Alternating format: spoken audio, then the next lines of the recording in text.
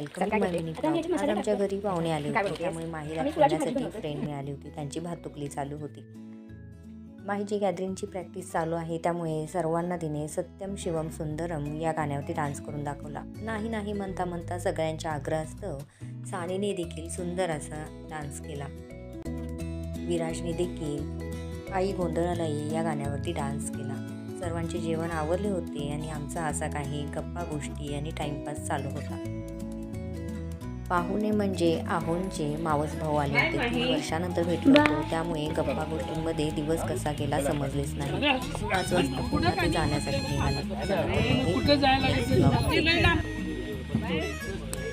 Bye bye. जाऊ शेपाली ताई, 8 दिवस सुट्टी काढून कोल्हापूरला यायचं. अरे आम्ही येऊ ना.